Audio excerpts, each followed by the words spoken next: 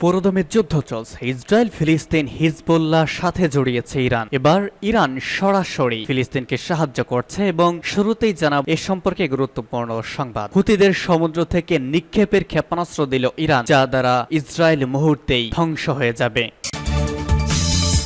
এরপর জানিয়ে দিব অত্যন্ত সুখবর, আলহামদুলিল্লাহ, রাফা শহরে ভবনে ফাঁদে পড়ে ইসরায়েলের 3 সেনা নিহত। এরপর থাকবে যুদ্ধ অব্যাহত থাকার অর্থই হচ্ছে আরও ইসরায়েলি বন্দী হবেই, হামাসের ভয়াবহ হুঙ্কার। আরও থাকবে পশ্চিমাদের অস্ত্রের বিষয়ে যে কঠোর হুঁশিয়ারি দিলেন পুতিন, এ যেন তৃতীয় বিশ্বযুদ্ধের হুঙ্কার। এবং সর্বশেষ জানাবো, রাফা ইসরায়েলের হামলা সীমা লঙ্ঘন করেনি বলছে যুক্তরাষ্ট্র। এতক্ষণ শুনছিলেন গুরুত্বপূর্ণ সংবাদ শিরোনাম, এখন জানিয়ে দিব বিস্তারিত। হুতিদের সমুদ্র থেকে নিক্ষেপের ক্ষেপণাস্ত্র দিল ইরান। ইয়েমেনের শক্তিশালী সশস্ত্র গোষ্ঠী হুতি বিদ্রোহীদের সমুদ্র থেকে ছোড়ার গদর ক্ষেপণাস্ত্র দিয়েছে ইরান। এটি একটি মিডিয়াম রেঞ্জের ব্যালিস্টিক ক্ষেপণাস্ত্র। ইরানের বার্তা সংস্থা তাসনিম নিউজ আজ এক প্রতিবেদনে এই তথ্য জানিয়েছে। বার্তা সংস্থাটি দাবি করেছে, ইয়েমেন এবং এর আশেপাশের অঞ্চলে থাকা যুক্তরাষ্ট্র ও ইসরায়েলি প্রভাবের ক্ষেত্রে এসব ক্ষেপণাস্ত্র বড় হুমকি হয়ে দাঁড়াবে।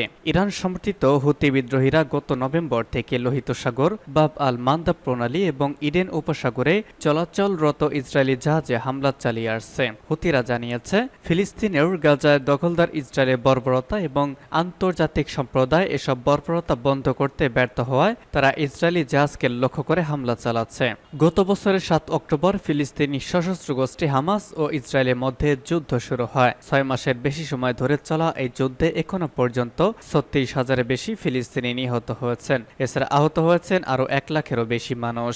7 অক্টোবর হামাস ইসরায়েলে বিভিন্ন অবৈধ বসতিতে হামলা চালানোর পর হামাসকে পুরোপুরি নির্মূল করে দিতে গাজা স্থল ও বিমান হামলা চালানো শুরু করে ইসরায়েল। তবে ইসরায়েলি বাহিনী 6 মাসেও তাদের লক্ষ্য অর্জন করতে পারেনি। উল্টো তারা এই সময়ের মধ্যে কয়েকশো সেনাকে হারিয়েছে। তা সত্ত্বেও ইসরায়েলি প্রধানমন্ত্রী বেঞ্জামিন নেতানিয়াহু জানিয়েছেন, হামাসের বিরুদ্ধেই গাজায় তাদের যুদ্ধ চলমান থাকবে এবং যতদিন সব লক্ষ্য অর্জন না হবে ততদিন যুদ্ধ থামানো হবে না।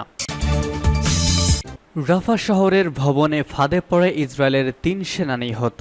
ফিলিস্তিনের ইসলামী প্রতিরোধ আন্দোলন হামাসের পাতা ফাঁদে পড়ে ইহুদিবাদী ইসরায়েলের আরও 3 সেনা নিহত হয়েছে।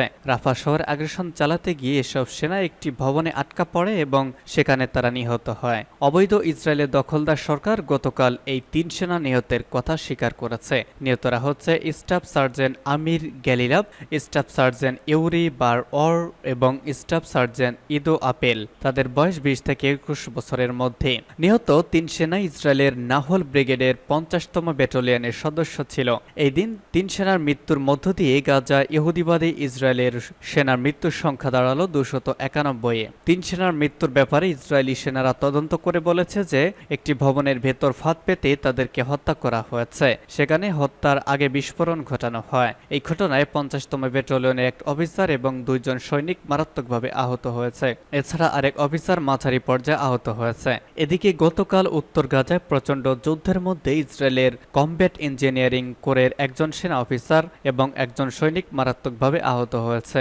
এর পাশাপাশি দক্ষিণ গাজায় ইসরায়েলের এলিট ইয়াহালম কমব্যাট ইঞ্জিনিয়ারিং ইউনিটের এক সৈনিক মারাত্মকভাবে এবং 3 জন হালকা আহত হয়েছে। গতকাল দিনের প্রথম ভাগে উত্তর গাজায় প্রচণ্ড যুদ্ধের সময় মাল্টি ডোমেইন ইউনিটের এক সেনা মারাত্মকভাবে আহত হয়।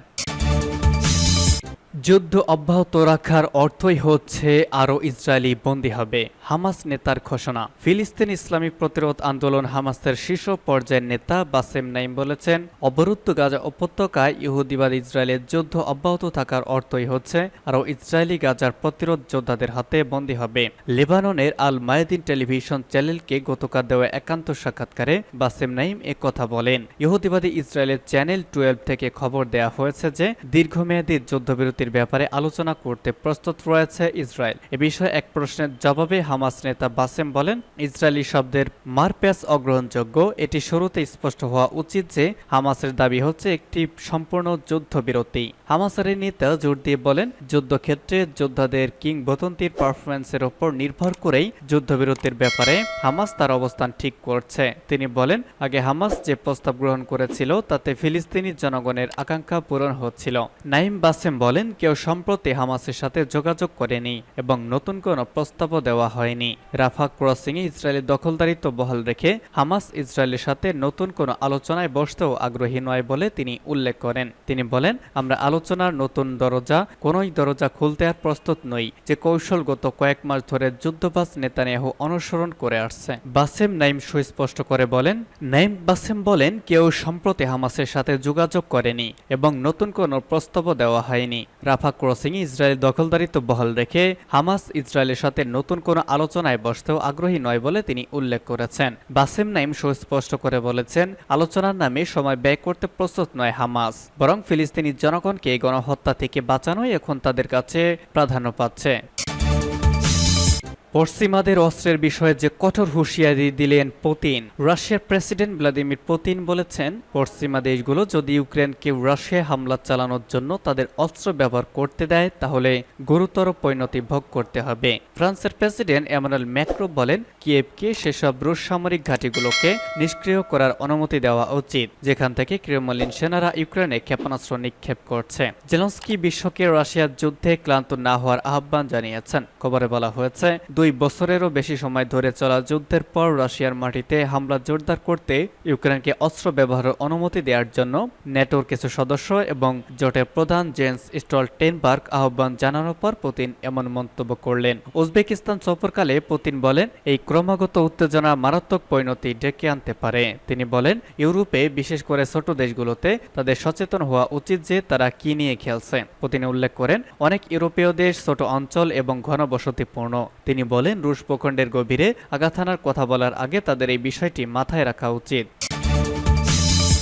রাফা ইসরায়েলের হামলা সীমা লঙ্ঘন করেনি বলছে যুক্তরাষ্ট্র। ফিলিস্তিনের অবরুদ্ধ গাজা ভূখণ্ডের দক্ষিণাঞ্চলীয় রাফা শহরে হামলা চালিয়ে যাচ্ছে ইসরায়েল। এর মধ্যে গত রবিবার রাফা ইসরায়েলি বিমান হামলায় বহু হতাহতের ঘটনা ঘটেছে। তবে রাফা ইসরায়েলের হামলা সীমা লঙ্ঘন করেনি বলে মন্তব্য করেছে যুক্তরাষ্ট্র। হোয়াইট হাউস থেকে এমন তথ্যই জানানো হয়েছে। আজ এক প্রতিবেদনে তথ্য জানিয়েছে ব্রিটিশ সংবাদ মাধ্যম বিবিসি। প্রতিবেদনে বলা হয়েছে, ইসরায়েল গাজা দক্ষিণাঞ্চলের রাফা শহরে পূর্ণাঙ্গ আগ্রাসন চালিয়েছে বলে যুক্তরাষ্ট্র মনে করে না বলে জানিয়েছেন হোয়াইট হাউসের মুখপাত্র জন কির্বি। ইসরায়েলি বাহিনী শহরটিকে কেন্দ্রে পৌঁছানো এবং মিশর সীমান্তে নজরদারির জন্য কৌশলগতভাবে গুরুত্বপূর্ণ একটি পাহাড় দখলের খবর আসার কয়েক ঘন্টা পর তিনি এমন মন্তব্য করলেন। যদিও চলতি মাসে যুক্তরাষ্ট্রের প্রেসিডেন্ট জো বাইডেন বলেছেন, যদি ইসরায়েল রাফার ঘনবসতিপূর্ণ এলাকায় প্রবেশ করে সেখানে লাখের বেশি বেসামরিক নাগরিক এখন আশ্রয়িত আছে বলে মনে করা হচ্ছে, তাহলে যুক্তরাষ্ট্র দেশটিকে অস্ত্র সরবরাহ করা সীমিত করে দিবে।